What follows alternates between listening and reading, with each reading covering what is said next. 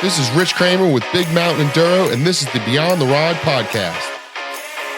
This season, we'll be checking in with mountain bike athletes, brands, and individuals doing big things for the sport of mountain biking. Yo, kind of on remote location, behind the ride, chilling in Key West. Man, what a day. What a day. What a day, boy. So anyway, today what a day, man. What a day. But today is a good way to end the day. I got my boy Logan with me. Chilling. What's up, yes, boy? Sir. How you doing, man? How you doing? Dude, we cannot complain. Blessed. Blessed is right. Winter, let's send it out. Dude, the winter has been providing, just been ultimate vibes. Just honestly, just having a good time. This whole winter has been really good. Treated myself with some desert vibes and some mountain vibes and the desert. Good vibes. Man.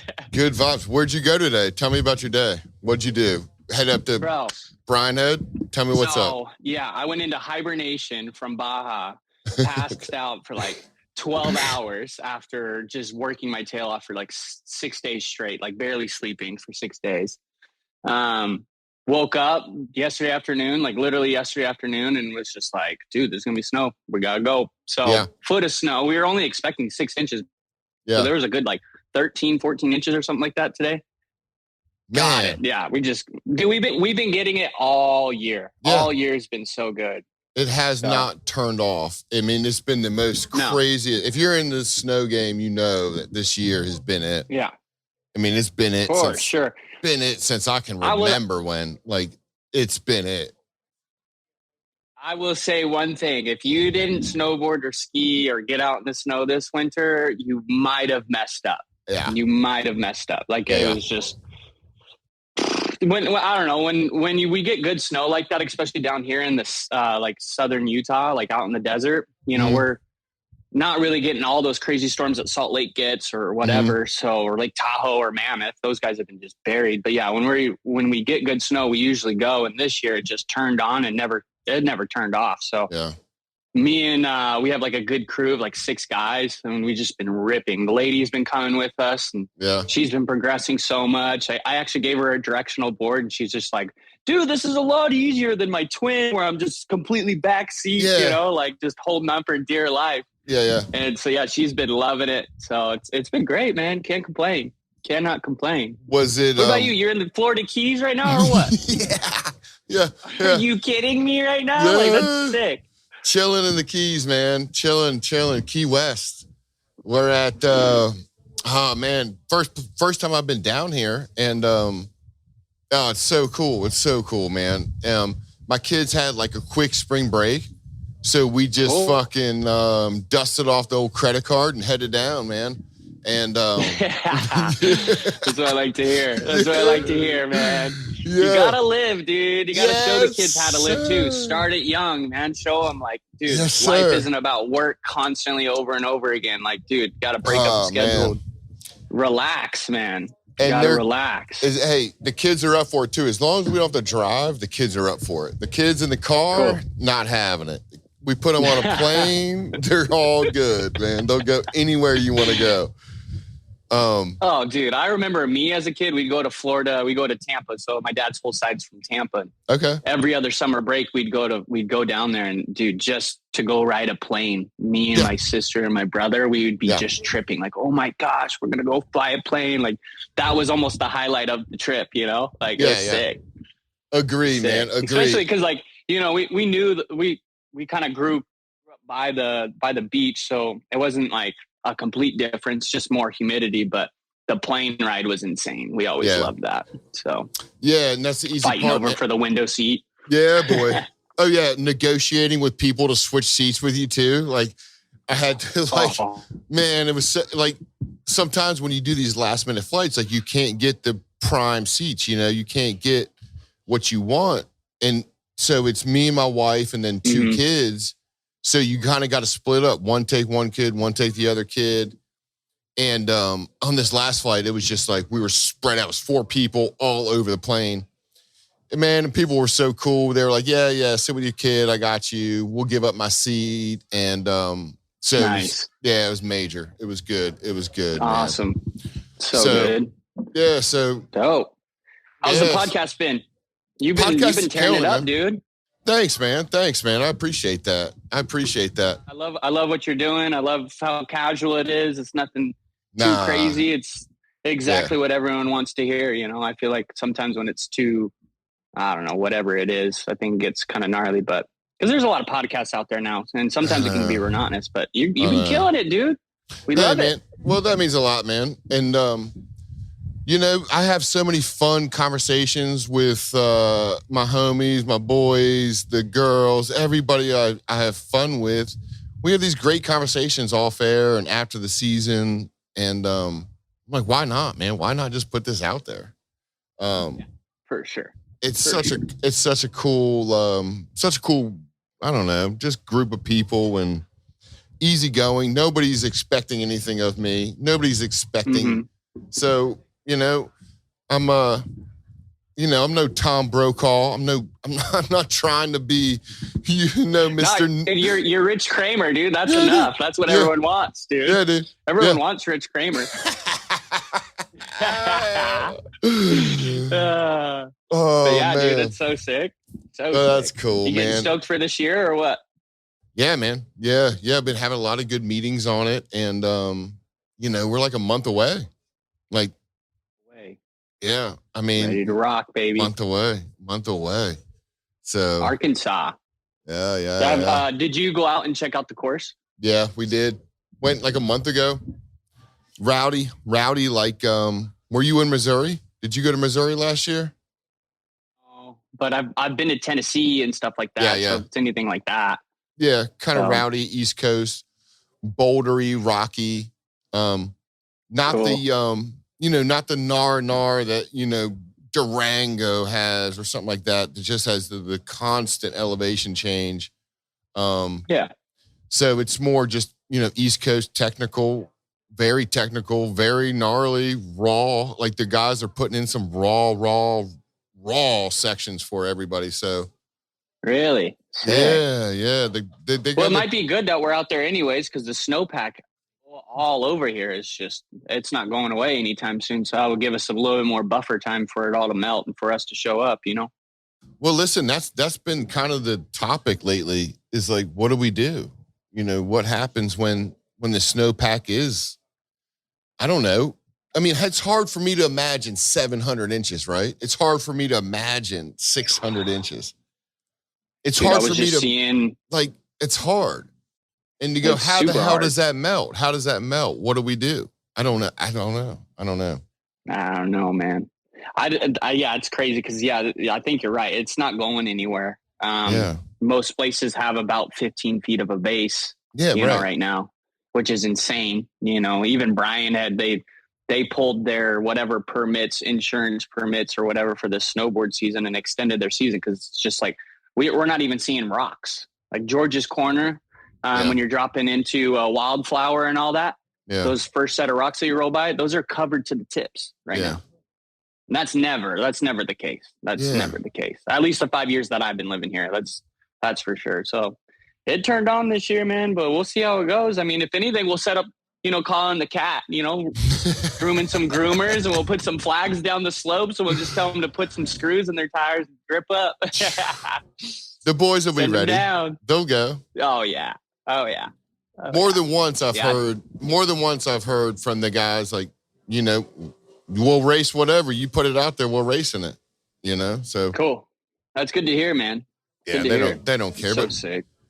But wplaces like, who knows, Durango, Big Sky, like I don't know what their base is looking at like either, but it's gonna be something's gonna be up there. There's gonna be remnants of snow up there. And whether or not we're there a week early, like clearing snow this year, whatever, we'll do it. We'll do it. So be it, man. So be it. We'll always make it work. Yeah. The trail cruise got it. The trail cruise is just so much fun. Ripping with you guys that one time in Brian had last year was fun. Like all time. How fun was that? I mean, yeah. And then it just helps my job, shooting photos. I'm like, oh, I know where like pretty much the majority of the cool stuff is. So this is perfect. Good to see it. So, yeah. How did you, so tell me, how did you meet up with Rob last year? How do you know Rob? How did you get into the scene of, like being the enduro kind of photographer? We'll get into photography in a minute, but how did you get into like meeting up with Rob and Youth Enduro and now Big Mountain Enduro? So it was actually kind of just like, I don't know, it just kind of fell into place. My buddy Dylan Coburn, he's a kind of free ride mountain bike guy here in Southern Utah. And at the time he was living up in Cedar City, right at the bottom of Bryan Head, essentially. And he knew Rob and apparently put in a good word for me one year. And he was like, yeah, he's kind of real grassroots. Like, you know, he's just sending kids down like mellow, like enduro stages. And it's just fun. And he needs a photographer and needs help with his marketing. You should do it. And I'm like, yeah, for sure. And I wasn't even really expecting like even a paycheck. I was just like, I want to just shoot something different.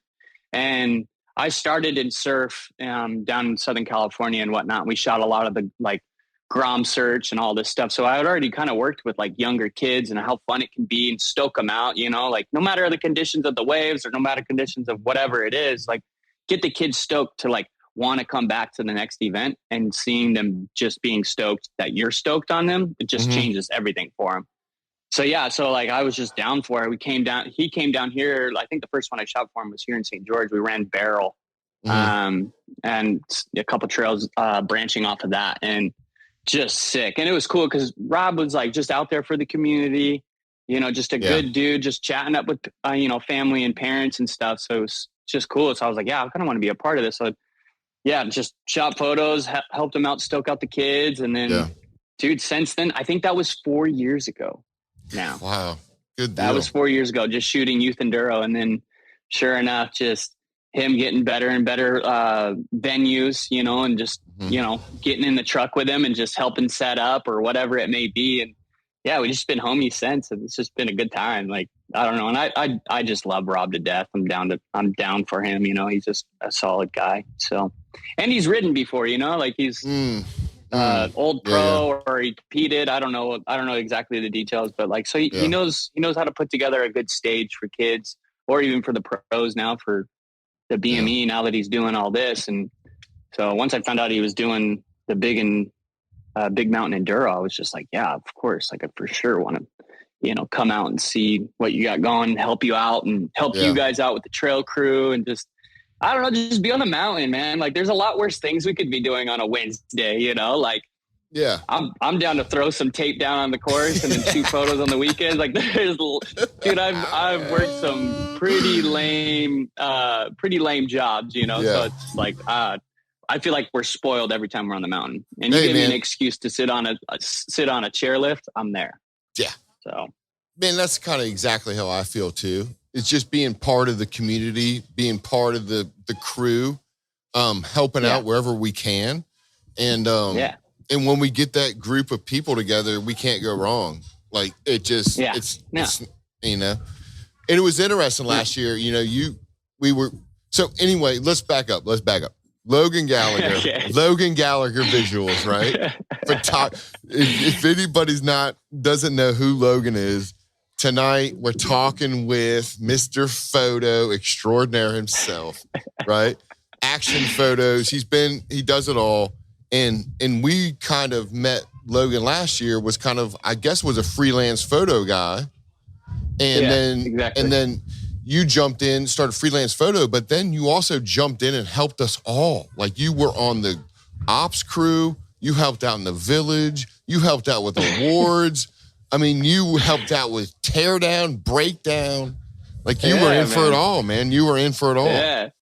It takes an army to get things done, you know, and someone can't just wear one hat, you know. Like I think that's what I learned a lot with starting out in surf with the guy I was working with. It's just like you can't just do one job and expect that's the only thing you're going to do. You got to be malleable and, you know, work with your team and make sure everyone's, you know, stoked and getting the help they need, essentially, you know, like that's what it takes is, you know, and especially like for all last year, I rolled around with the Fazari crew. And rolling around with the team manager and helping him put in the pit, you know, getting everyone situated for the race and yada, yada, yada. And so it's just like, yeah, of course. I feel like that's a no-brainer. I feel like, you were everywhere. In any that's right. That you did. Like, you're not going to just be, you're not just going to be doing one hat. You gotta wear a couple. That's just the price you got to pay if you want to play, you know? Agree. And it's not even like it's a bad thing to me. If anything, I kind of want to help, like there's so many of us that are out there just stretched so thin, and especially during race week. Yeah. You gotta help out, man. That's what makes an event go smooth. Yeah. It's a good attitude to have, man. And it's a welcome attitude. Like your vibe like that was so addictive and like contagious. It was a good thing to have, man. And you really did show up. You're hyping me up right now. I know. Well, I'm trying to. Logan, I'm trying to. Yeah, man. I don't know. Like, I've always been raised around hard work, Things aren't going to be given to you. You definitely got to work hard at whatever you want to do. And if you want to do something, you also got to do it at 110%. I'm just a firm believer at that. You don't, excuse my language, but my dad always taught me, if you're gonna half-ass something, don't do it at all. But if you're gonna do something, do it all the way, and make sure you do a good job. Especially if your name's attached to it, And then not saying no to an opportunity. When an opportunity is in front of you, it might not be your favorite thing. It might not be the one that you want or the one that you need, but to say yes to something in this world opens up doors and doors and doors and doors. And it's a snowball effect, man. Straight up. It's a good attitude, dude, like, man. Even starting with like the desert stuff that I do, chasing down UTVs and trucks and stuff. Like, I didn't just start shooting for cool people right away. I started shooting stuff that was, just photo packages, helping a guy that was from the Midwest, and just having fun and learning and marketing myself and just starting talking to people. And it's like, of course I don't want to like just stand in one place all day in the middle of the Nevada desert, but that's how you learn. So it's with anything. So, I mean, even with Baja, like this past week, I was sitting at the start and finish for 14 hours. Obviously I would be out in the desert shooting cool silt turns, but you got to start somewhere. That was my first Mexico race. So. And so let's start there, man. How did you get, let's start everywhere. I've got so many questions for you. Number one. Cool. You're so young. You're so young, right? You're young, but you're in the scene. You're charging the scene, and you're charging it with trying with kind of no hesitation. Like, you just jump in, go, all right, I'll shoot desert this week. I'll shoot snow this week. I'll shoot moto this week. I'll shoot BME this week. Youth Enduro this week. Yeah. So what led to this point, man? Were you always into photography, the arts? Were you always into the visual arts? How did it go? So, how did it kick off?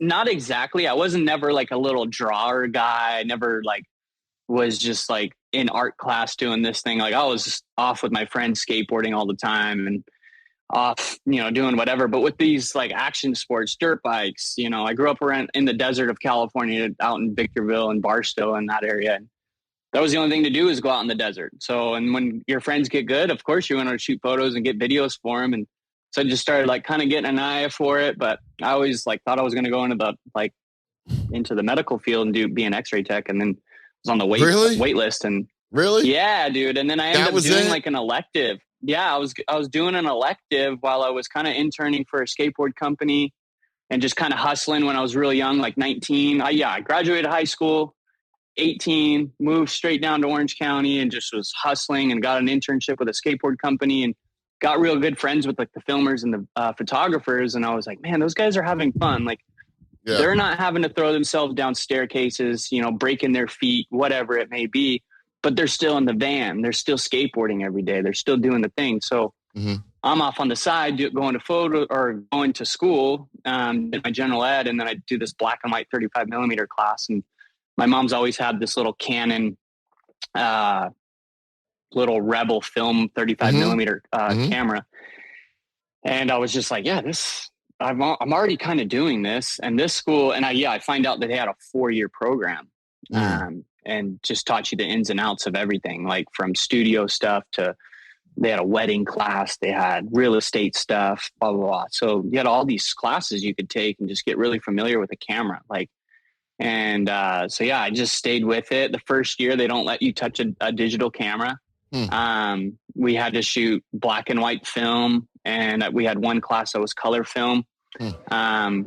For the first year. So it really slowed down things and you couldn't exactly like just snap a bunch of digital photos. And that's where I got to see like more of the art side of it. It's like, well, if I underexpose for this, or composition really slows you down on your composition too. Like I was super into like landscape and yeah. So like just shooting that and then going in the dark room and seeing my first photo come to life in the bath when I pulled it out. And I was just like, what the heck? I'm going to go like be in a hospital the rest of my life. Like, no, that doesn't make any sense. So I go back to work the next day. I literally remember it because it was like my first assignment I actually put my energy into and did this long exposure over PCH and was excited. So I go back to my internship and I asked this guy, Mark, he was the filmer.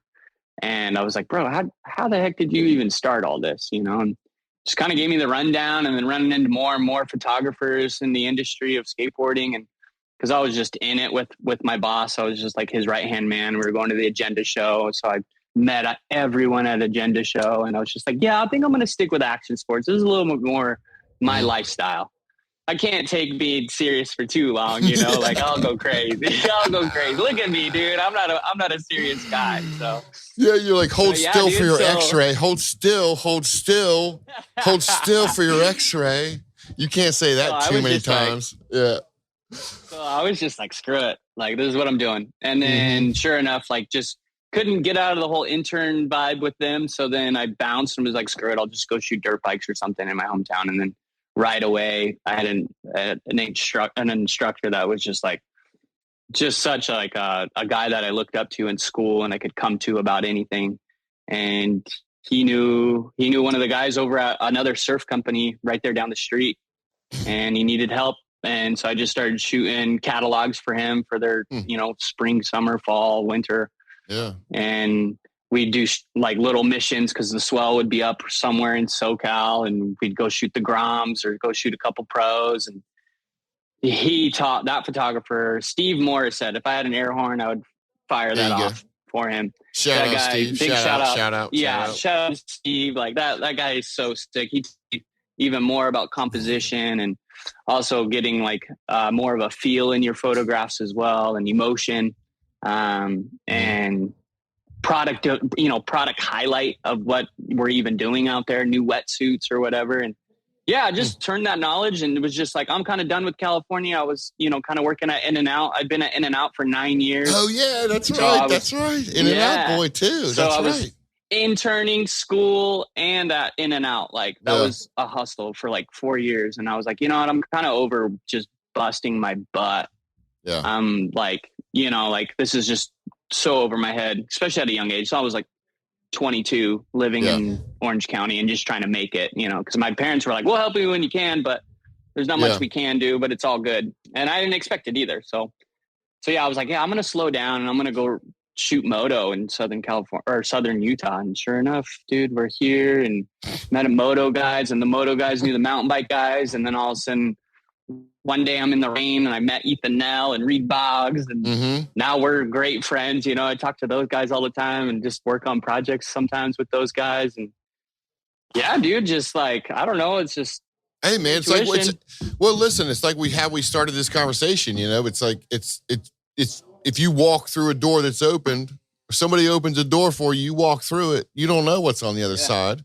Yeah. And it's just like not even just picking up your camera for a paycheck. I think it's super crucial to be picking up your camera because you want to. Right. If you are only picking up your camera because, you know, for social media followers or whatever it is, or a paycheck, it's just going to be a quick road for you. You know, I'm not saying I've been doing it for 20 years or anything, but I've been doing it for close to 9 years now. Just getting small paychecks here and there and just kind of keeping the dream alive. And it's literally because on a Wednesday and it just rained here in Southern Utah and I want to go shoot a waterfall and it's just a landscape. And, you know, I want to blow it up on a picture and test a different paper out on a giant print. So when someone hits me up, like I know what paper I want to recommend for it or whatever it is, you know? So dude, just going out with your friends, dude. Yeah. I think where it all starts for a lot of us filmers and photogs, it's just like, we got cool friends that are just like doing cool things and you just want to hang out with a cool vibe. No one wants to just sit at home and play video games, you know, like let's get outside, get some vitamin D and hang out with some good friends. And then you get good, you know, you slowly start getting better and better. You find your eye. I feel like everyone photographer or a videographer. You just have to spend the time doing it and find your eye for it, you know? Well, there's no doubt that also like every photographer I've run across or videographer, everybody has their own unique style. It's something that maybe isn't taught. I'm not completely versed in the situation, but it kind of seems like it is just something that comes from inside that says, this is my style. This is what I see through the lens. Yeah. And this is what I want other people to see. Dude, my photo school hated me because they were just like all about the fashion and all about the product stuff. And I was just like, dude, I just want to go to Glen Helen this weekend and just go shoot photos of my best friend Dylan, you know, like he was like kind of a pro-am, just trying to get his pro license at the time. So I was just going with him every weekend because it was just like, this is cool. It's teaching me about how light works and, you know, when you want to be blah, blah, blah, blah. But like, I was just like, it was almost a weird way of being taught photography and just like how crucial it was for them to have your lighting completely right. And I'm like, photography is supposed to be like ugly. It's supposed to be raw. It's supposed to be show how the day actually was. Like, don't get me wrong. We want these golden hours and we want these beautiful lights, you know, especially when it's overcast or whatever it is. But also the cool thing about photography is like, you know, perfect example out in the desert of Baja or, you know, where I just was middle of the day, you know, it's just, you have the light you have, you know? Yeah. And sometimes it's beautiful, sometimes it's not, but that's the cool thing about photography. And that is the scene of what's going on. And you got to show that, you know, and if you focus on certain things, well, you know, maybe the light isn't that great this way, but completely turn your point of view completely around, it might be insane. So interesting, you know, I think it's fun. And photography definitely can be taught, you know, but after a while, it's just like, I don't know, a kid. Yeah. You know, you're going to teach them as much as you can for as long as you can. And then when they're ready to fly, you got to let them fly and then they'll find their way around life. Same thing with photography. It's just people, all of us, we could have 6 photographers standing right next to each other shooting a mountain bike rider and we could all be getting something completely different. Absolutely. And that's the coolest part. And that's the coolest part. And that is very much the truth. You know, you do see people parked all over the mountain and you do see different images coming in. There's no doubt about that. Yeah. So fun. And I don't know, it's cool too, because everyone's like, oh, I only got this lens or whatever. And it's just like, don't worry about what you have. Just work with what you have. You know, if you don't have the long lens, walk with your feet, zoom with your feet. That's exactly how I was taught. Like I just had a kit lens for like 3 years. I gave that camera hell, putting it in sill and dirt bike tracks, you know, and I didn't have these cool little 400 millimeter lenses that were insane at the time. So I zoomed with my feet, got closer to my subject. And that alone is a completely different point of view of, you know, capturing an image. So creativity is free. I think that's also, I saw that recently. That's not even my little saying. I saw it randomly. I thought that was so true. Creativity is free. And what about zoom with your feet? Did you come up with zoom with your feet? Zoom with your feet. Yeah, I came up with that. Yeah. Damn, I like that. Because, dude, like I was at Glen Helen, like shooting all these dope, like Paulo, shooting all these cool tracks with all these guys that I grew up with that had big bikes, you know, as we got bigger. You know, we're not little shrimps, you know, trying to ride 250s. We could actually start throwing around. And sure enough, there's like these dope photographers or whatever. And they're like, you're in my shot. And I'm like, dude, I don't have a lens. I'd have to go to average spots, you know, where no one else is shooting, but learn how to shoot with what I had. And that's pretty much where I got it. Is people are like, and you'll see a lot if people actually pay attention to some of my stuff. I love to shoot wide. I'm a skateboarder till I die, straight up. And skate is all about fish eyes.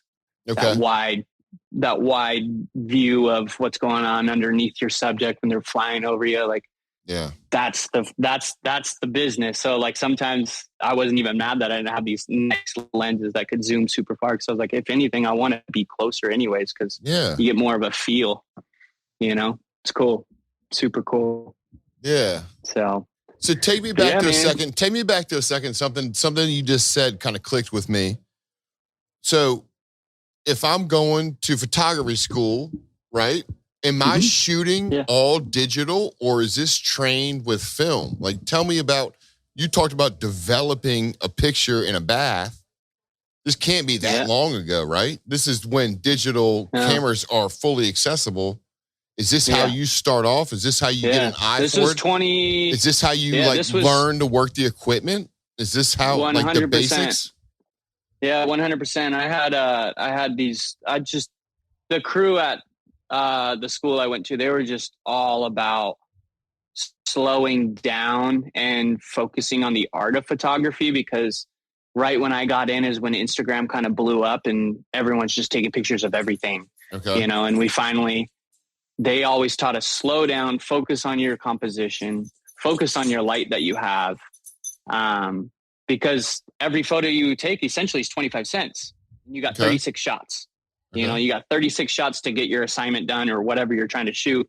So you really got to slow down, and that's made you learn your f-stops and your shutter speeds and looking at your light meter. If it's backlit, then I got to be this many stops overexposed so my subject isn't just a silhouette, and so, like to me, I feel like everyone should have a film camera and should be like super stoked to use it and hope to God that you got the photo. But if you didn't, don't be too mad. Now you know what to do next time. And taking field notes too. I learned so much by taking notes as I shot photos a lot. Like what's on the notes? Tell me what's on a note. Like tell me what's on a note. Yeah, so usually like say what's a good example? I shoot someone's UTV or, back in the day when razors first started coming out. I take a shot. I write down my settings, my f-stop and my shutter. Okay. If it was backlit, side lit, whatever. Okay. And then you accumulate all these kind of like notes as you're shooting things like that, or just landscapes, or I'd shoot a lot of like landscapes at the beach, with these film photos. Let me stop you there. So let me stop you there real quick. Is this a note per shot or a note per session? Like, it can be both. It can be both. Like if I'm shooting one direction and, the light isn't changing, all those notes are going to be the same, but like say I turn around and shoot it now backlit, and you also, because it's not digital and you can't bring stuff back unless you know how to dodge and burn. It's called dodging and burning in the dark room. You got to know how to dodge burn your sky in so it has detail on the sky and it's not just white and flat, you add more light to your photo paper as it's burning onto the paper, and then all of a sudden you can start seeing your clouds or whatever it is, start giving it textures, or even just a vignette.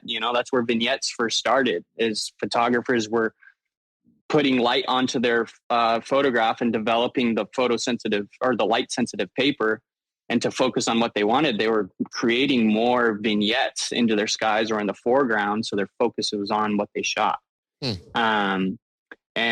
It's just literally manual Lightroom, if you want to think about that. If something's too dark while it's developing on the paper, you're have only light hitting that one piece, and then you expose the rest of the pieces of paper for another 11 seconds, That's crazy. It's crazy. Yeah, it's super cool. Like, I'm sure it's on YouTube. You can look it up on YouTube. I'm sure someone put up a camera right above there and larger, and you can watch someone print out film photos and stuff like that. So, but yeah, I recommend it. It just gets you to know your f-stops and your depths of field with each f-stop and what it's doing. Like I'm not just slamming the most shallowest f-stop when I'm shooting a trophy truck.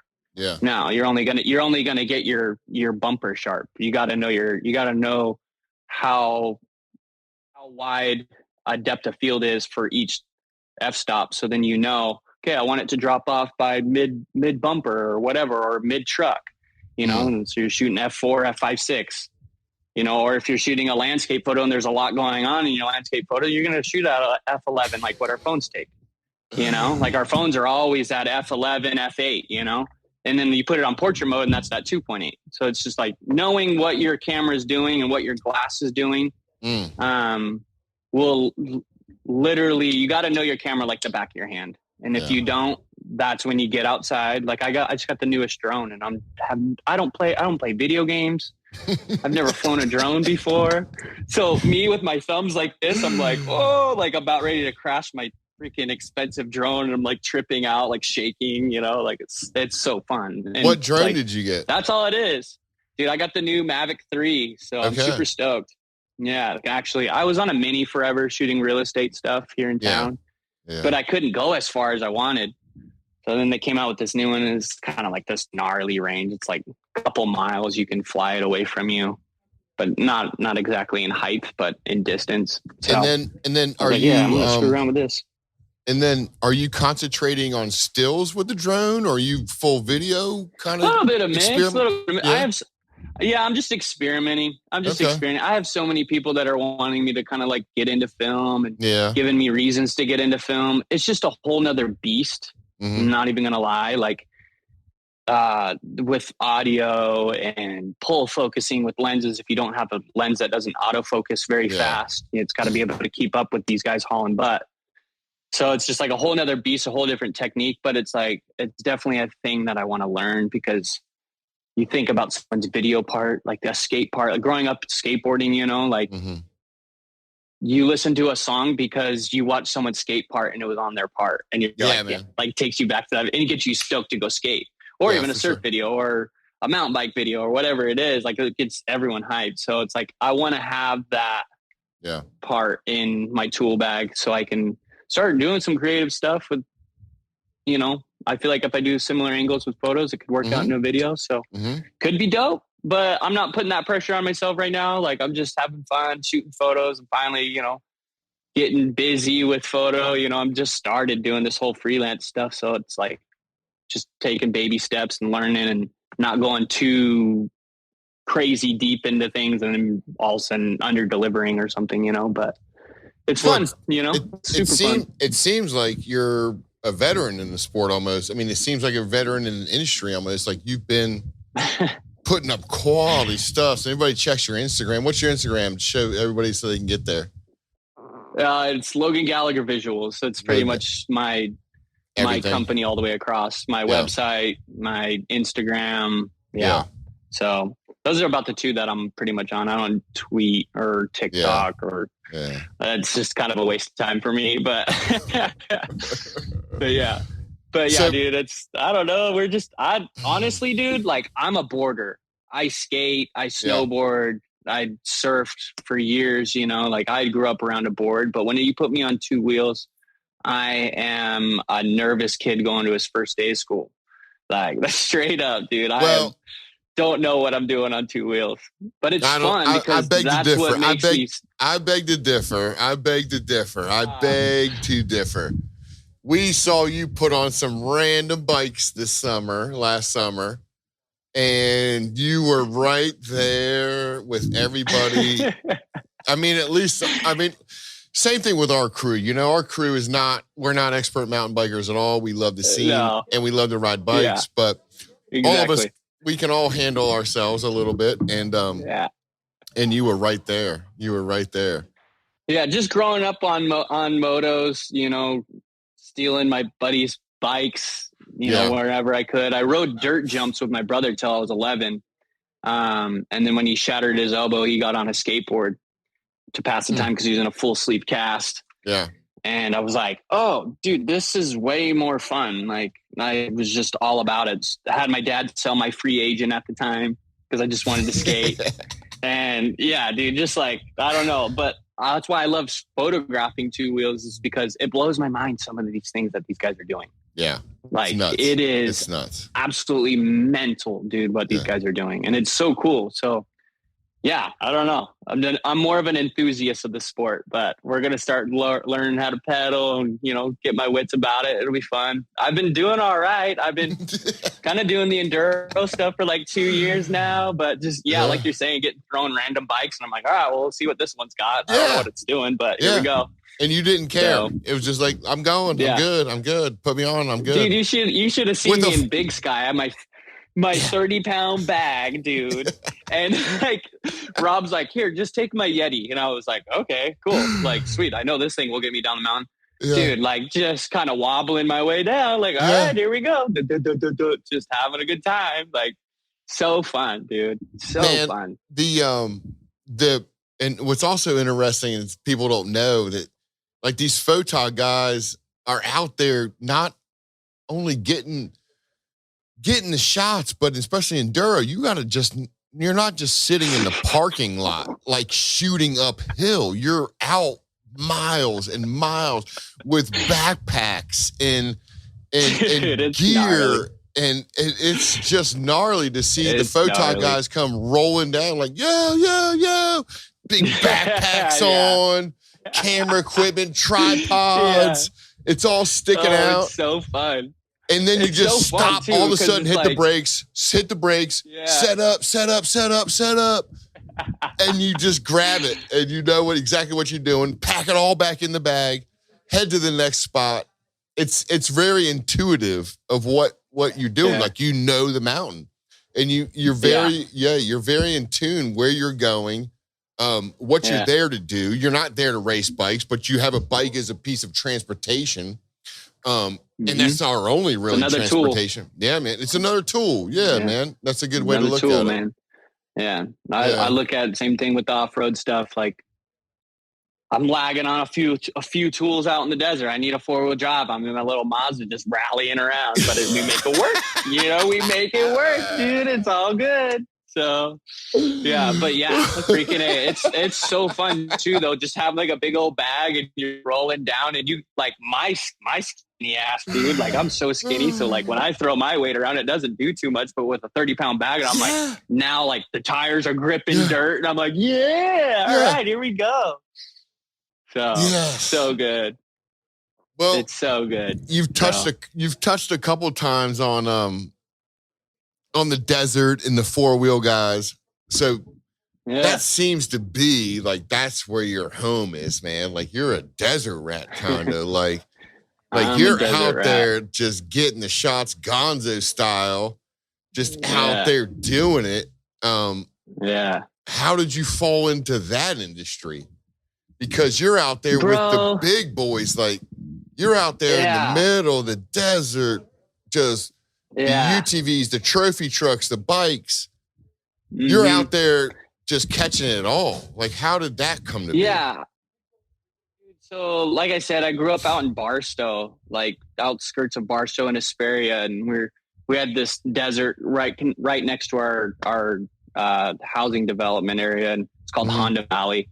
And so just growing up with these two brothers up the street from us, they were a lot older than me and my brother, like a whole generation older than us. So they always had a Samurai, a Suzuki Samurai. They had the Fat Cats. Yeah, they had the Fat Cats. And then like 250. So yeah, like we were always out in the desert, dude. That was our babysitter for summer break. Like, both my parents worked. My mom wasn't a stay-home mom at all. You know, my mom was busting her butt just like my dad. So like, yeah, the desert was our babysitter. And like, yeah, just being out there and knowing how to go and explore efficiently without going into freaking dehydration, like we'd go miles out there. And I'm 10 years old, just hanging out with my 14-year-old brother. Yeah. We're going up to the aqueduct, in the middle of the desert. And that's where we're going to be for the day. And like, so like, yeah, just being around it. And those two brothers, they always had Speed TV on. I don't know if you remember like the stadium trucks races. And then this is when like kind of like a lot of the short course races were going on, like Crandon and all that. So like I was for sure always watching that in their garage, just drinking a Coke with those guys in their garage. We always hung out in the garage. That's like desert rat style. Like everyone's always hanging out in their garage. And yeah, they had TVs, and I was just like, they had the big old posters of, all the trophy trucks and stuff from Baja and all these crazy races. Vegas, has been a thing that I've always wanted to go to growing up. And yeah, man, I get out here and I'm starting to shoot motos and I'm starting to shoot mountain bikes. And then I ended up meeting these guys at a graphics design company. They build kits for dirt bikes. It's called Union Graphics. And they were doing UTVs, and my buddy Braxton Wild's dirt bike. And one day we were in his garage while he was getting his kit finished up for like, whatever. And they were just like, hey, you interested in that? Like, you interested in side-by-sides and like trucks? And I was like, yeah, like for sure. They're like, yeah, dude, there's this guy that does photo packages. I can give him your phone number and see if he hits you up. Like, if you're interested in shooting that. I was like, dude, 100%. Like, no question in my mind. Like, I would love to go, because dude, we're out by Death Valley. We're like pretty much located from Vegas, going anywhere and everywhere. And I was just like, yeah, one, I'm a desert rat. Two, I love the desert and I love shooting like even just landscapes of it. And I was like, if I could just mix those in with my photography with dope Baja trucks, let's get it. So yeah, that guy called me and I just learned. That guy, he would put us at spots, give us 2 spots for every race. And he had a whole fleet of kids. They were just there essentially for free, dude, like shooting for free. And like, he would just put us up in a hotel and like barely be paying us, but it was fun. You know, like me and my buddy Connor, we just started with him and got good and got familiar with tracks, like taking notes out in the desert and getting familiar with actually downloading a topograph, however you want to say that, topo map of the desert. Yeah. And like, you don't know if this little gravel road that you need to go down to get to the silt turn is actually still there. Cause this map could have been downloaded in 2010 and it's not even there anymore. But just learning tracks and learning where to go and where the good stuff is. And so it's so much more than just hitting a button on your camera. I mean, you're talking about, now you're talking about looking at topo maps. I mean, now you're talking about looking at where the turns are. Now you're talking about looking where the silt's at and what's coming through and where to position yourself on the entry or the exit of that specific turn. I mean, now you're really putting science behind it almost, like a little bit. Oh, yeah. Yeah. And you definitely and sometimes it's not necessarily a loop race. It's a point to point. A lot of those desert races are a point to point. Okay. So you got to know your route to each spot, like the back of your hand, because you got to beat the cars to it. And these guys are ready to go anywhere from 65 miles an hour to max 120 through the desert. And I'm in a little Mazda and I'm like, well, let's try and keep up with the race, dude. Yeah. Like, let's roll. Like, yes. So yeah, like just like literally like getting used to your maps and knowing where you're going, planning where light's going to be, you know, blah, blah, blah, blah. And yeah, there's a lot that goes into it. And then, you have one chance to shoot your clients. You have one chance, you know, you have a list of clients, like usually about a list of 20 people that you need to get shot for. And so I'm shooting a long lens. And when they get closer to me, I'm shooting real wide. And then I'm shooting my long lens again, you know, so I'm getting like 3 different, you know, shots out of one turn or one section of the race. And so I just started using that also in mountain bikes too. Well, yeah, exactly. Because you're kind of contracted to a specific rider or a group of riders, and you're responsible for getting those shots because they need them. They need them for, you know, their social medias or their publicity. They need those shots. Sponsors, sponsors, everything. So are you working in tandem with anybody to know when people are dropping or know when people's have in the desert scene, like especially, are you radioing to and from people to know that so-and-so's coming, so-and-so's charging, they're about to pass, they're coming your way. Yeah, so the crazy part about off-road, which is super sick, is the radio communications, and now with Elon Musk's little Starlinks that he put out. Those little like satellites that you can put on top of your car. Those things you can have live feed, and like these trackers that are in people's cars, the race cars, will tell you how fast they're going and what race mile they're at. You know, and if they're stopped, you know, if it'll tell you if they've been stopped for more than 5 minutes, which usually means they're broke or replacing. So what are you watching that on though? What are you watching it on? What are you watching? So a lot of these race associations have their own map. But it's called live tracking. Live tracking is also on the website, and you can literally be watching like one person. Say I only have 3 clients for a race. I can load them on live tracking and literally only watch those 3 dots and make sure I'm in front of them and just making sure that I'm dialed. But that's genius. Yeah. And then, I have a rugged radio, and then it's called Weatherman, and I'm just listening to the Weatherman, and it's all of the track officials calling in, whether there's a crash or where the leader, you know, because they call out where the leader is going through at each checkpoint or race mile, and just keeping track of that. And just learning the communications part of how everything works. You can hear the chopper every now and then, like calling it a rollover or whatever. And so, you know, like if that guy's even going to be coming by you or not. And it's cool. Definitely, like sometimes I feel bad for my lady, dude. Like I don't just leave all weekend. I'm also all week preparing for a race, staring at maps on my computer and like putting in pins of where I need to turn off of like this highway in between Vegas and Reno, and hoping to Lord that the wash isn't crazy thick, you know? And there's a lot of homework that goes into the desert stuff, and it's fun. It's fun, especially when you're prepared. When you're prepared and you're pre-ran and you're race ready, like it's fun. And then you get to have the good time. You got a cooler in the back of your car. You got the vibe. You got your sodas, dude. You know, you got, like, I always bring a bunch of meat, and I'm always like, you know, making sandwiches or whatever it is. And it's such a vibe, dude. It's such a vibe. It's so good. Like, honestly, like anybody who's listening to this, if you ever want to come and get you a jacket, bring a book, because it's a long time out in the desert. Bring a book and bring some meat. Welcome.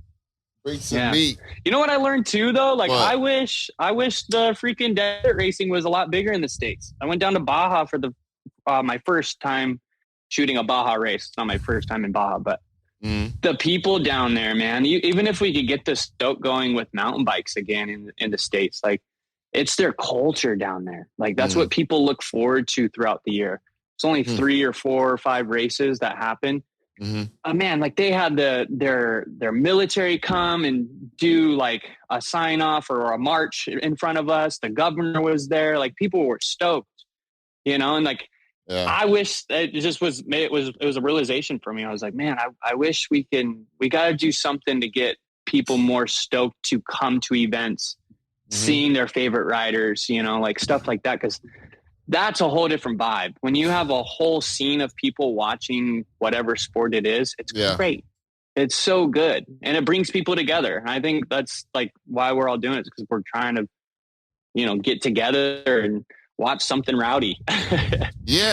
So, well, that's why you stay in it. Cool. I mean, you love it even as a spectator. And you tell us, like, you're more than a photographer. You're out there everywhere, just living the life, enjoying the scene, enjoying the people.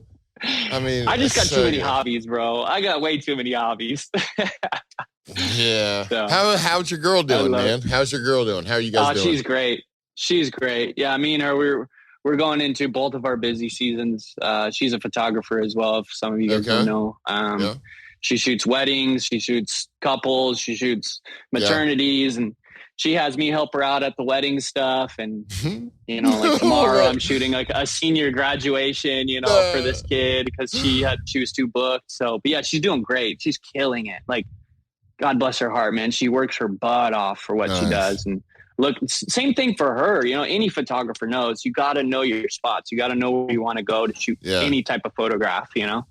And, so like, yeah, she's killing it. She's doing great, man. Doing great. She's stoked because this year, you know, she's got more booked than she did last year, you know? So definitely tell her I said hi. Yeah, definitely tell her I said hi, man.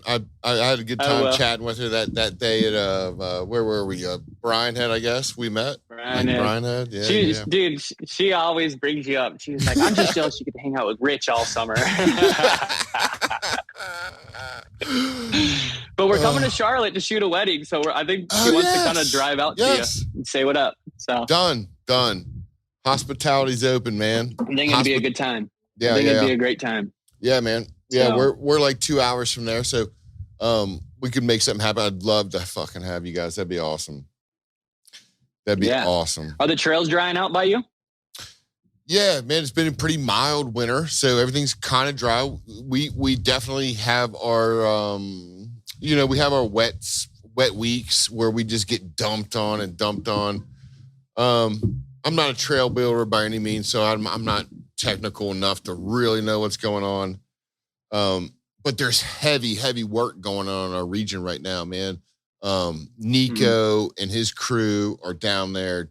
They've got 2 bike parks open now, Canoga and Ride Rock Creek, that are just blowing up, man. Like blowing up. Cool.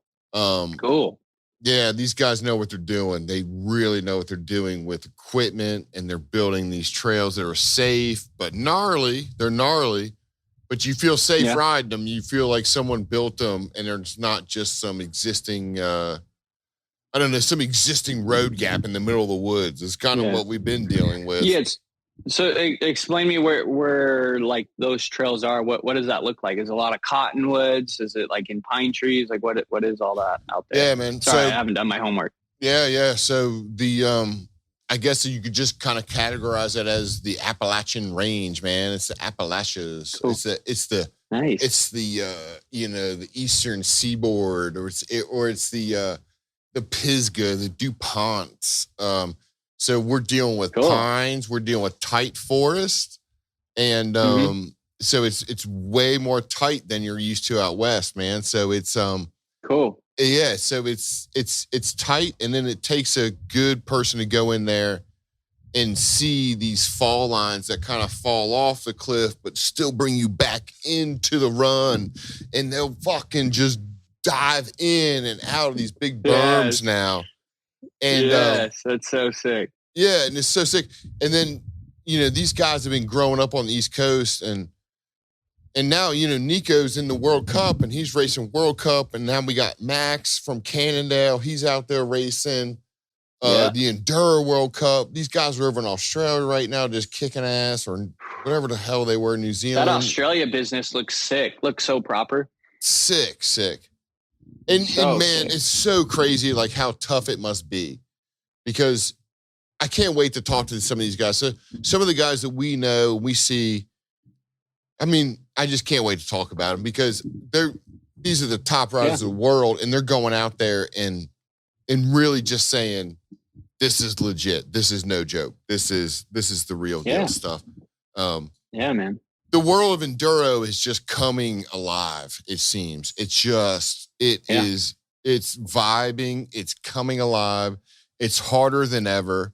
And the competitors aren't backing down. They're asking for more. Where's it at? Yeah. Where's the rugged shit at? And and especially these guys from overseas are just charging hardcore.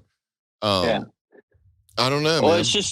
it's just super cool to even just see the sport exploding like it is, or keep progressing as it is. I don't know. I haven't been in it for that long, but just even the other day, like there was a live stream of a mountain bike cross country race, and it had like a couple thousand viewers going. And I'm like, that is sick. Like, it's just high school cross country. I shouldn't say just, because those kids know how to pedal.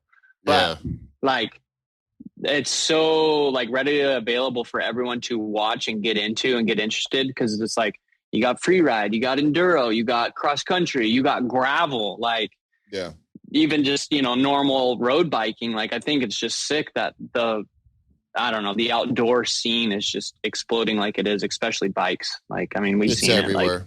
It. Like, people went bonkers during COVID and just bought so many people were buying bikes. I think people are still buying bikes, and getting into the sport. And thanks to social media, honestly, like, as weird as that sounds, is like social media has shown so many people that didn't even know half of this stuff in the world even existed. And now they're like totally into it, like whatever it may be, off-road, bikes, skating, snowboarding, surfing, just showing everyone you can get outside too and do cool stuff no matter where you are. And how good is it for you too, man? I mean, how good is it for the body, the soul, the mind? Just to be out there. You're a little banged up, but that makes you a little tougher. That's all good. We go through it. Dude, I'm gonna be hurting when I get older, man. Jeez, my shoulders are roasted. Roasted. Don't start, dude. You're way too young. Dude, starting out as a skateboarder, and now I'm like, I need to start doing some more yoga. I need to like eat some greens. I don't know. I'm getting 20. I'm now 28, and I'm like, ooh. I don't want to be feeling things, Oh, you'll feel them. You can't escape it. You can't. I won't even tell you how old I am now, but you can't escape it. It's tough.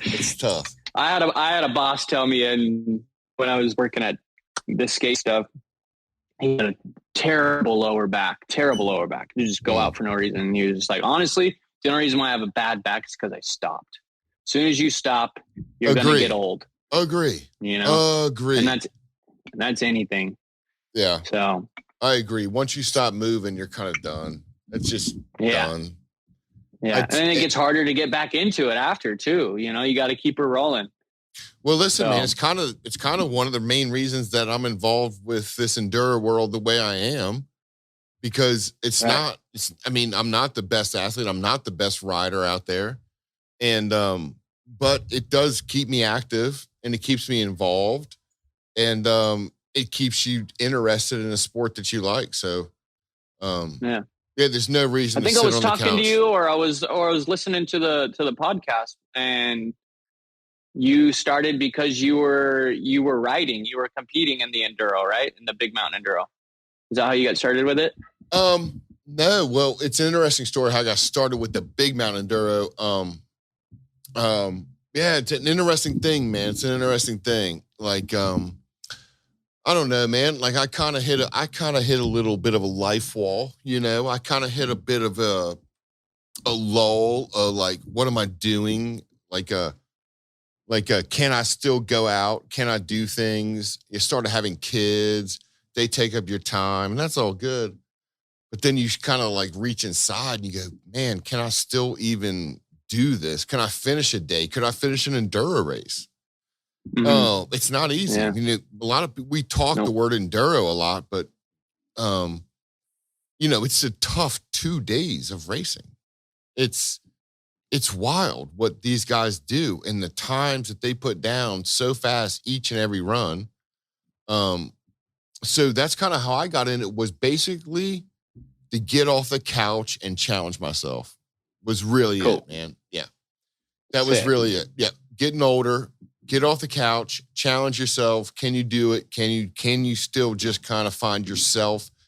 And it just became personal. It didn't become industry. It had nothing to do with this industry. It had nothing to do with it. It was 100% personal. And so I entered some personal races that I like laid out for myself that I wanted to kind of check mark, you know, can I do these races? And kind of in a sadistic way, it was more like, I want to hit the wall. I want to hit it. I want to hit the wall. And then can I get past it? Can I keep going? Yeah. Or do I quit? Yeah. Or do I just quit? Yeah. So haven't quit yet. Keep going. What's been the hardest part? Has it been the physical? Has it been the mentality? So I think the mentality. I think everybody has the physical part. Everybody has that option to quit or go.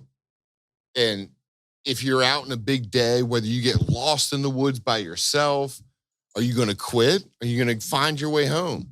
Same with snowboarding. You're going to get lost in the trees. You're going to quit and ask for ski patrol. You're going to find your way out. We've all had those days, and I like those days. I like hitting the wall. I like those decisions. I like those mental challenges of, all right, my body's fine. It's not broken. All my legs are fine. My arms are fine. I can still pedal this bike. The bike might not have a rear brake or something, or who knows what these guys go through. Like they go through nuts, you know, but the mentality of it is it's so easy just to give up. It's so easy. Yeah. It's so easy. Just say, let me have that bottle of water. Bring it on over. I'm good. I'm good. Yeah. Give me that beer. I'm good. It's that I forget what it is or the exact verbiage of it, but it's like the first part of fun is when you're having fun at the present time and you're having a blast. Yeah. And then that secondary fun is like not exactly fun while you're doing it, but maybe the next day or that night when you got home, you're like, damn, that was hard, but I'm really glad I did that, you know? And then there's that third where it's just like, that was hard. I don't know if I want to do it again, but I'm glad I did it, you know? And I read it somewhere a while ago, and because I was into canyoneering and hiking a bunch for a while and backpacking Same thing, right? Same thing.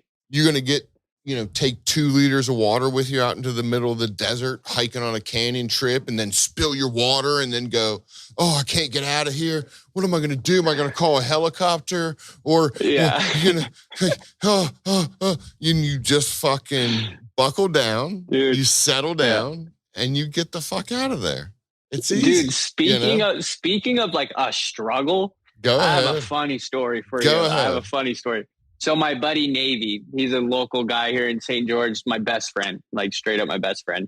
And he's like, hey, I got this crazy bike ride that you should come and photograph. And I was like, yeah, I'll follow you. And he was like, no, you're going to ride your bike with it. I was like, bro, I don't ride a bike like that. Like, dude, it's like something like 400 something miles over 6 days, right? Yeah. It was crazy. And it's around Moab. And sure enough, dude, we satellite viewed everything. We never went and put the boots in the field and looked at where we were going to go ride our bike, even in a truck or anything. Yeah.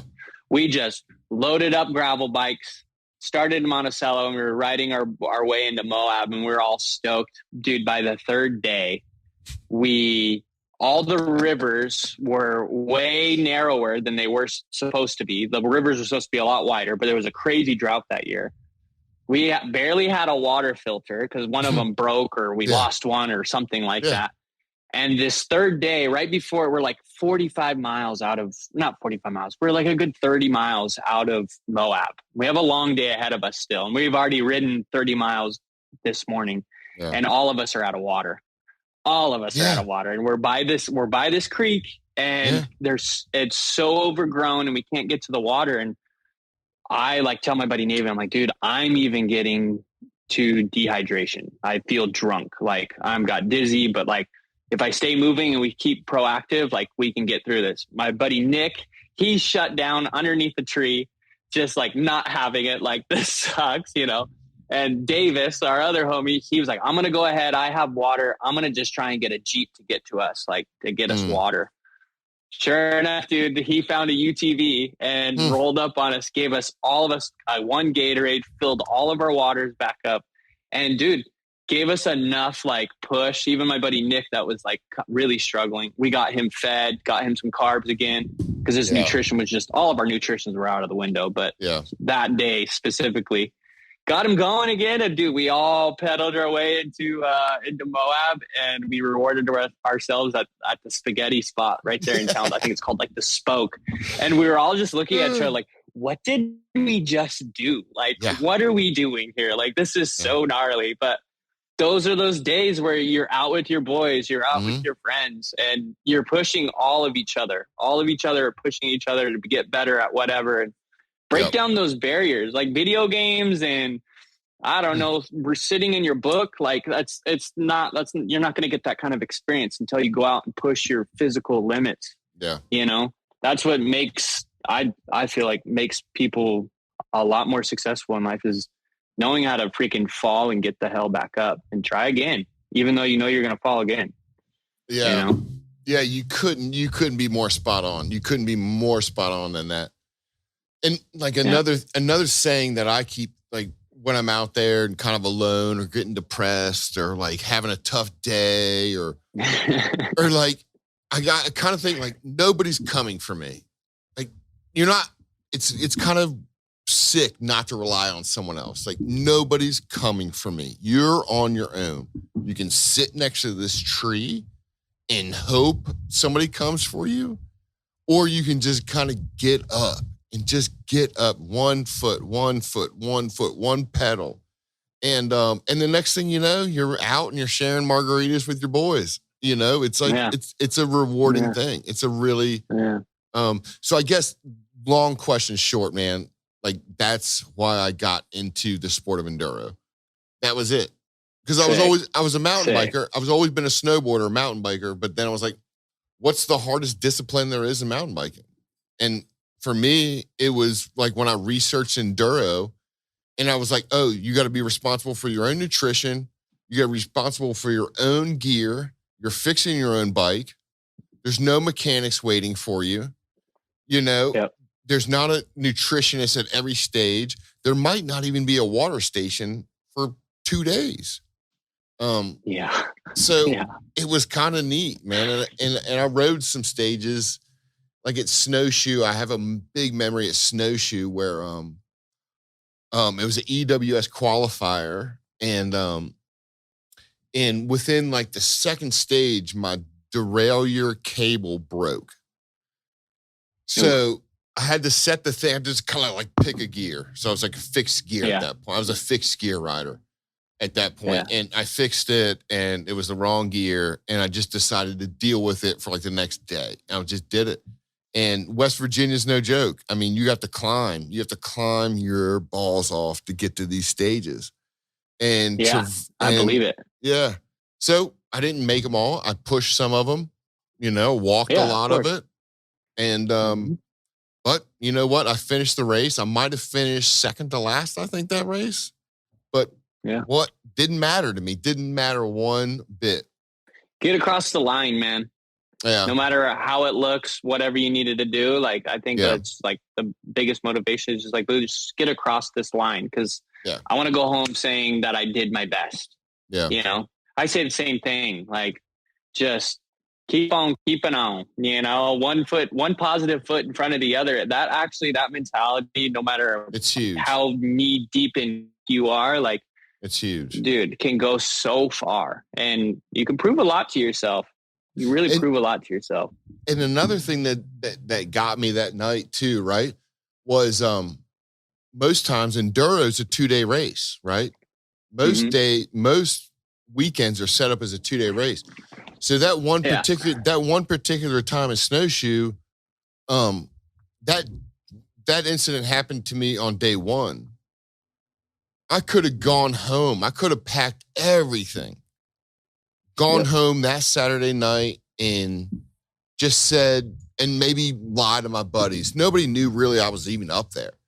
I could have gone home and just said, it was a cool race. I didn't do so good or whatever. And I could have made excuses, but to go and to like get beat up and then like go to sleep and then wake up and question yourself and like really put your muddy, sweaty, wet gear back on.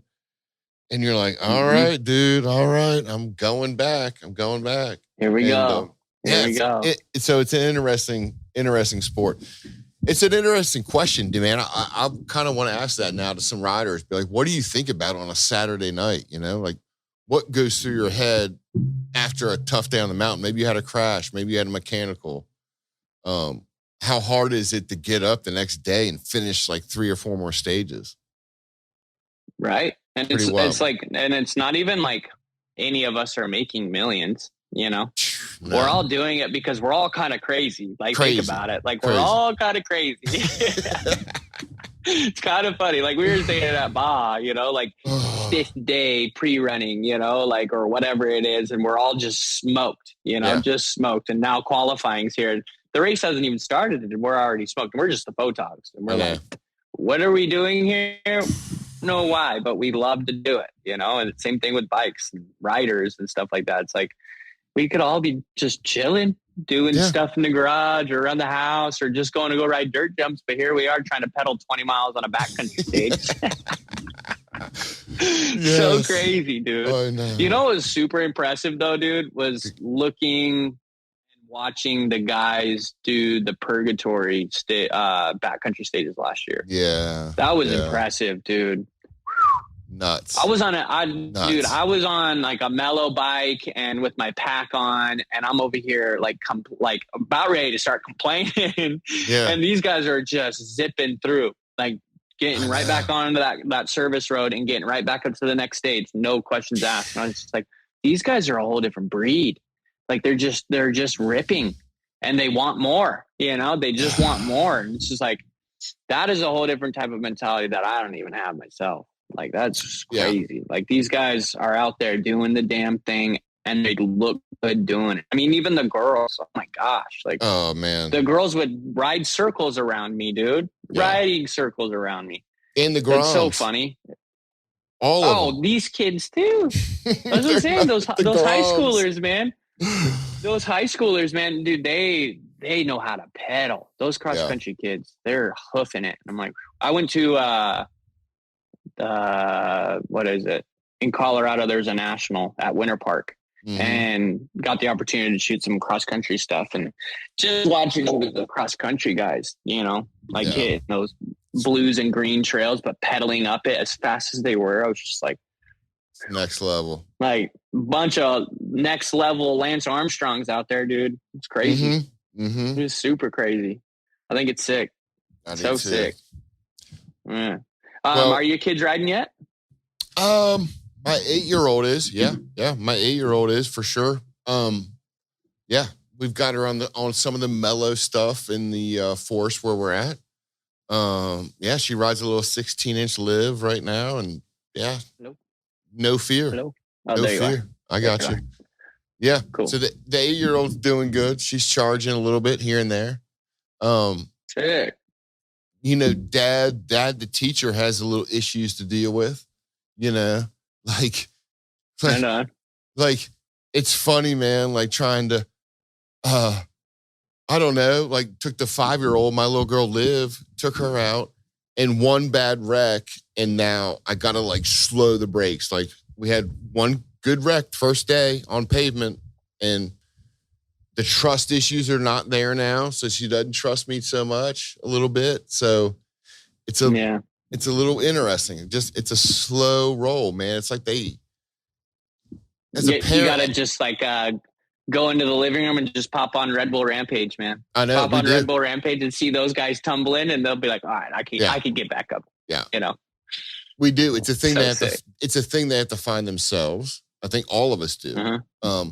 Whether it's soccer, biking, football, whatever the hell it is, you kind of got to fall into it yourself. So I guess, you know, my role as a dad now is just exposure. Like, just give them everything, you know, golf clubs, soccer balls, bikes. We just got back from, where the hell we go? We went up to Steamboat in Colorado. So we put them, man. So we got them both snowboarding this year. And there was no better feeling than watching my 8-year-old follow me down the road, like making turns, man. She was just fucking cruising. It was so good, man. So good. And I didn't push it. That's exactly what, dude. That's you're doing everything right. That's exactly what my parents did. From the time I could remember, I've been snowboarding. Like my parents were, they were just like, they knew the sport was like kind of exploding in the late like 90s, early 2000s. And sure enough, my older brother was wanting to do it. And I'm like first grade. I believe it was first grade. I got my first little like plastic snowboard from Walmart. And here we are, dude. Like, I'm so glad my parents started me at a young age, because now it's literally like what I do. It's who I am, you know. Me too. Why I work hard so I can go on the weekends and do that. Like, I bet passing the torch to your kids has got to be like such a special feeling. Yeah, it's pretty neat. And and I didn't force it. I just exposed them to it. Said, here's what I do. Here's what my wife do. We snowboard, man. And so come try it out with us. So it's sick. I always trip out. Me and the lady were always like, dude, one day we see these little groms ripping down the groomers or, it's cool. You know, or whatever it is. One day that's going to be us, dude. We're going to have to pass them to the kids, you know, show them the way of life, you know? Yeah. Show them that life isn't so doesn't have to be so serious. You can go out on the hill. Whoever's having the most fun is the best rider on the hill. Yeah. You know? There you go. That is my theory with everything. If you're the one laughing and having a great time and, you know, you're pushing yourself, you're the best rider on the hill. Who cares who's throwing the double backs or whatever, you know? Like, absolutely. These guys are out at Rampage, you know? Like, I think they're a great part of the sport too. Is like, you know, I've seen my buddy Dylan, like, you know, he was just a college kid in Cedar, and now he's riding with all the big guys, and now they're good friends because, dude, they just wanted him to come ride and have a good time. And when you're having a good time, you'll progress the most, you know? Well, listen, and I've been wanting to ask you about this, and you keep bringing it up. So, but we're going to end this with the Rampage talk, because I am so jealous. And watching you last year, kind of like, I still don't know what was involved. I don't know what was going on, but I know something was weighing on you heavily about whether or not I'm going to Rampage, whether or not I'm going to get this gig, whether or not, I don't know. Yeah. If anybody doesn't know, check out what Rampage is. It's a mecca for us. It's the Super Bowl. It's the event of the year for anybody in gravity sports to see what these dudes are doing out there in Utah. But you got a chance this year to actually go out and be a photographer on the mountain. Is that right? Were you part of a dig crew? Like, fill me in. So I didn't even know what I was getting myself into, essentially. Like, Okay. I was just like, I had gotten word that my buddy Reed Boggs, I'm pretty close with the guy and we're good friends. He was like, yeah, dude, I might have you come out. Like, I kind of want you to come out. Like, but he also has a pretty steady photographer that rolls around with him, and videographer. And so I was like, yeah, dude, let me know. I'm all for that. All for it. So I was putting out feelers to all my friends in town. It was like, hey, if you guys need like a media guy, like sign me up. I'm down. I don't know about the digging part, because the digging part, like, you can see these little twigs, man. I can't dig like some of those fools, dude. But yeah, so sure enough, Boggs ended up only being able to you can only have one media guy. Each rider only gets one media guy and two diggers. Okay. The media guy is the city worker and gets to watch the digging for 9 days. Okay. You can't touch a tool. You can't touch a hose. You're just bringing beers up you're just bringing beers up and down the mountain, making sure all the diggers and your riders all nourished up, and you're shooting bangers, while they're doing it all. And we're like little ants on an anthill, just scrapping away, scratching into our lines, and insane. So yeah, randomly, dude, like didn't hear anything. Yeah, I think around the Brian Head BME, I didn't really know what I was doing, and all of a sudden, sure enough, my good buddy Ethan Nell, he calls me and he was like, bro, I don't got a media guy and I know you're itching to get out. Like, just come. And I'm like, hell yes. Like 100% I will be there. Like, oh my gosh. So yeah, I was kind of tripping. And so I had this mentality too, that I was like, I'm going to be shooting photos and digging. Like, this is going to be a gnarly 10 days. Right. Well, I get there first day, I bring gloves and everything. And Ethan starts laughing at me and he was like, bro, what are you doing? And I was like, I'm ready to start this bench cut, dude. We're gonna bench cut this thing in. Let's get it. And he starts laughing. He was like, I love you. He's like, I'm so glad that you like want to do that. He's like, but you will get me disqualified if you touch another shovel. And I was like, like, I'm just watching. Okay. Like, so it was super cool. It was like, so cool. Rampage. It's so hard. Seeing like the live broadcasts and stuff sometimes, for me at least. This is just my little, new brain to free ride for sure, is we only see what happens on the live broadcast and maybe some stories on the Instagram throughout the week. But by the end of those 9 days, like all the diggers and all the riders, it's a camaraderie. Like like friends become brothers out there.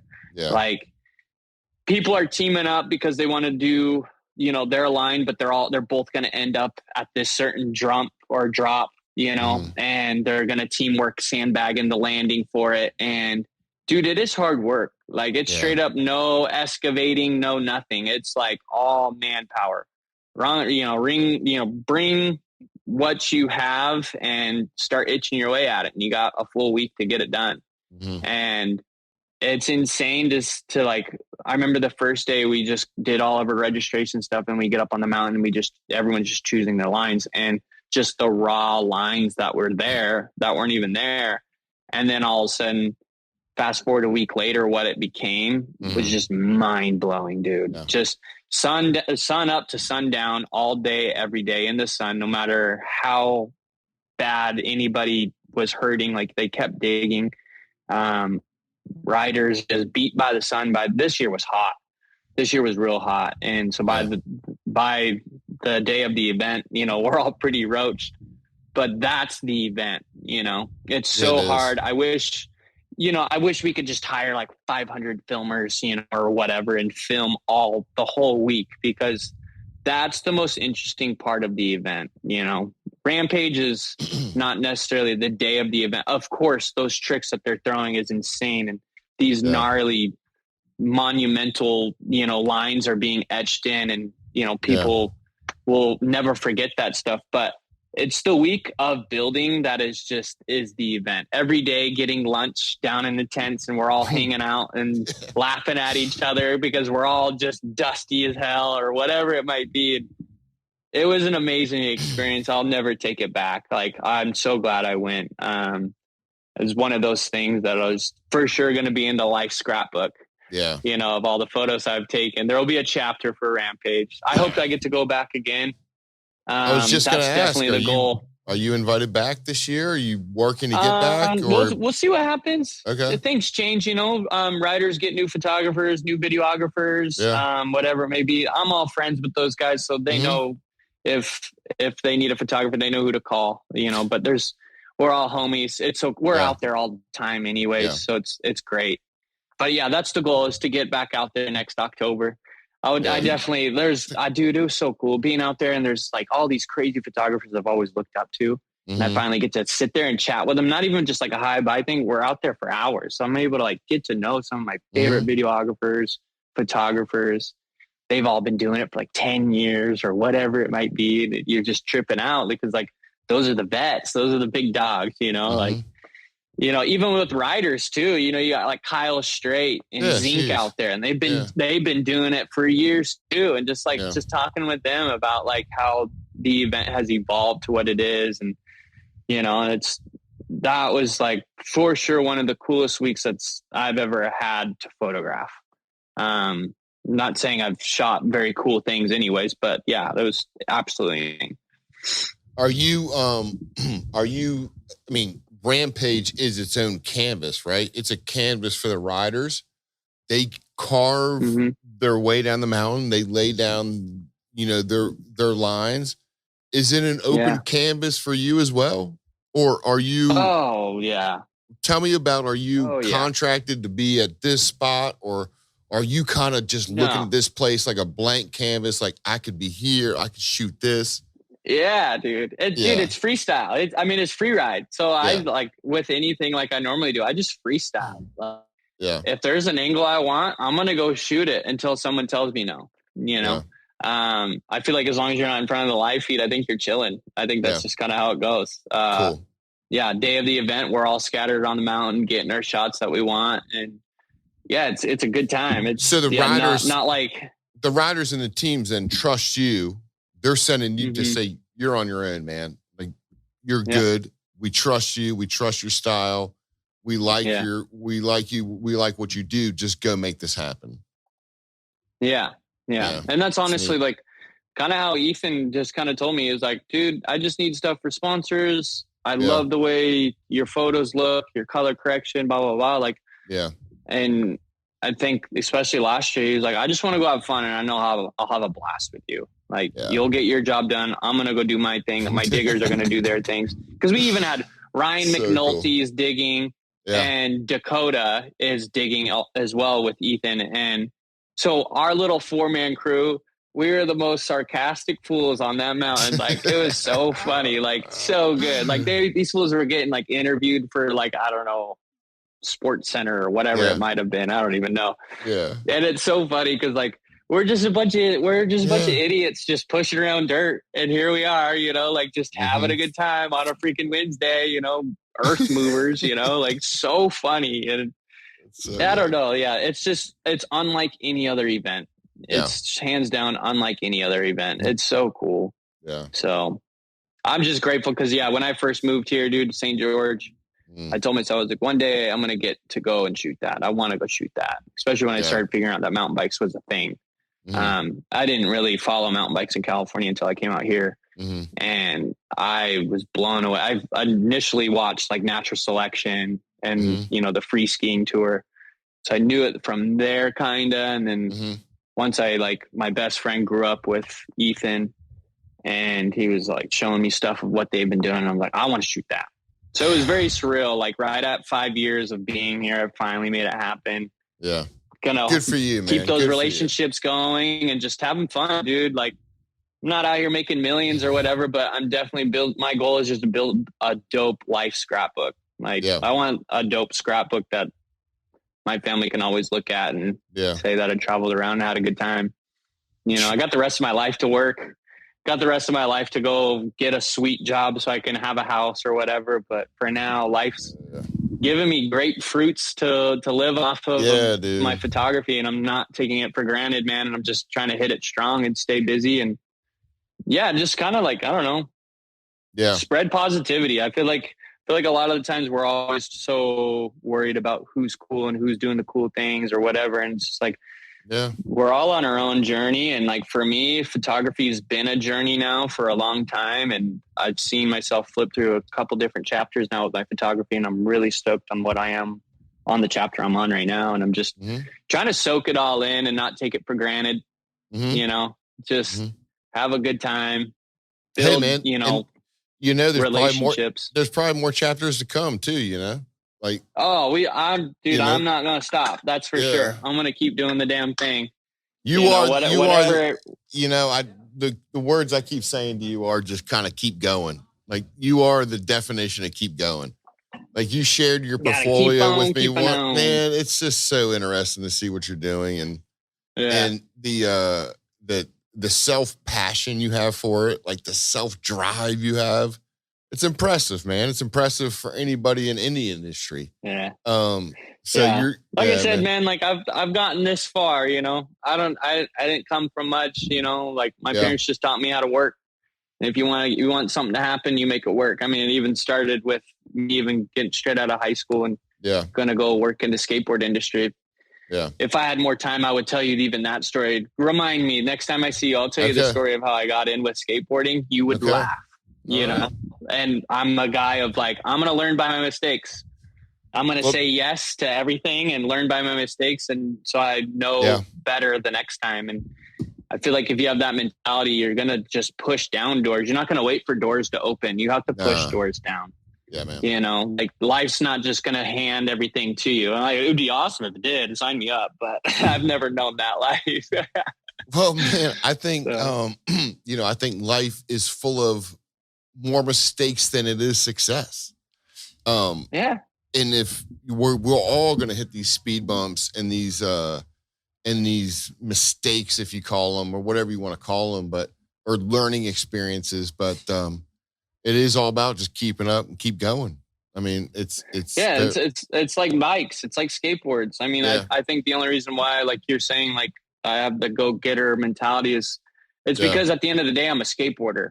For fun, skateboarders, we go out to the streets and we destroy our elbows and our hips on the ground and we get up until we land it. And we call that fun. Yeah. There was like some actor a while ago that it was like the most successful people should have the skateboarder mentality. We're going to eat crap 20,000 times and still go out the front door and still go push our skateboarder, go push our skateboard until we learn that new trick. Yeah. And then we're going to get the little taste of that first time we land that. And we're going to keep trying again until it works. Like I literally owe skateboarding everything for what I'm doing now is because kind of creating your mindset. So much. Yeah. It's kind of creating your mindset on how to live. Well, if you think you're going to just try something and it's going to work, it's forget it. I don't know. Wrong. Yep. What were you saying though? I was going to say, man, save that story for next time. I want to hear this new skateboard story. And, bro, it is the wildest story, but yes. Save I will it. tell you next time I see you. We will tease everybody with that. Okay. Yeah. Man, let's get out of here, dude. Let's get out. For sure, man. Man, I appreciate you having me on. I can't thank you enough, man. You've been a wonderful guest and you're a great friend. And I think you've got a great outlook on life and professionalism and making your dreams come true, man. It's like you manifest it, you make it happen. You're one of those guys who do that. So it's impressive to hang with you, man. I can't wait to see you this summer. You're going to be around this summer, right? You're here. You're 100%. Yeah. Shooting photos for the BME all year. So I'm super stoked to be on the team. Going to be pedaling my butt off with you, taping up course. And, I'm going to go chat everyone's brains off, all the pros and, go give them some crap. It's going to be a blast. I think this year is going to be a good time. This year is going to be a great time. Yeah. So I agree. Super stoked. All right, my guy. I'm going to get out of here. You do the same, man. Yes, thanks so much for your time, man. I can't thank you enough. Dude, buddy. Thank you so much for having me. Like, I've been looking forward to this for so long. So it's a pleasure, dude. Anytime. Yeah. We'll do another one soon, man. So yes, sir. Please, all right, boy. Let's do it again. We're going to get out. Later, my boy. Thank you, everybody. Another BTR down the drain. Logan Gallagher, what a pleasure, man. What a pleasure that dude is. If you can't learn anything from him, I don't know what you're doing. BigMountainEnduro.com. Check it out. Get registered. Summer's coming up quick. Thank you, everybody. See you next time.